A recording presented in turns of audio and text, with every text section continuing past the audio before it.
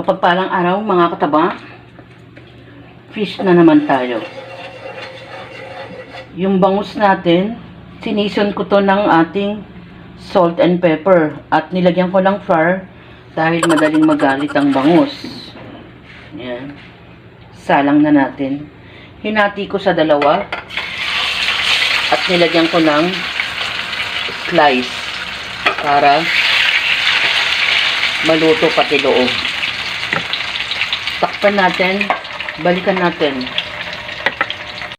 Habang nagpo-fried tayo ng ating isda, yan, meron ako ditong talong.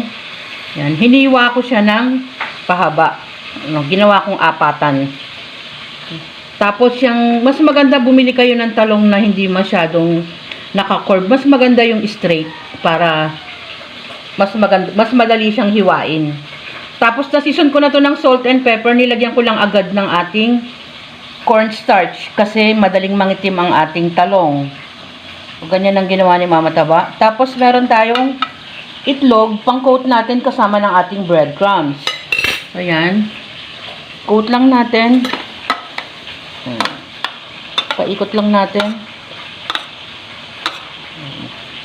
Para kumapit yung ating hanggang sa loob. Ayan. Basain natin. Yan. Tapos sabay naman natin ang ating breadcrumbs. Yan. Oh. Again, ang kamay ni Mama Taba ay malinis. Malinis. Ano? Pag gagawa tayo ng pagkain, make sure na malinis. At naghuhugas tayo lagi. So, yan. Lagyan natin pati loob. So, ganun lang. Yan. Ganyan lang mga kataba.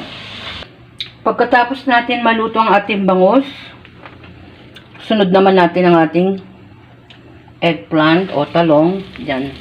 Dito na rin sa parehas na kawali. Kalat-lapit ng kaunti para maluto yung ibang part. Nagdagdag lang tayo ng ating mantika. Yan. Kalat natin para madamay ang kanyang iba. So, yun yung binabanggit ko kanina. Mas maganda pag naka-straight ang ating talong. Low to medium heat lang. Yan. Balikan natin.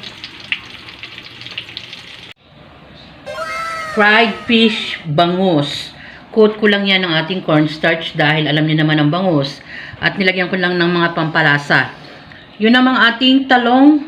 Yan. Nilagyan ko naman siya ng pang-coat na breadcrumbs, egg, at ganun din, may cornstarch din. Para maiba naman ang ating luto sa talong. Nag-iiba-iba tayo ng luto para hindi naman masyadong nakakasawa, mga kataba, ang ating mga niluluto sa pang-araw-araw.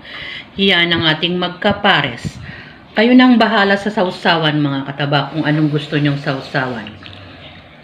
Yan ang ating dish for today. Talong at bangus. Enjoy, kumain, at maging masaya.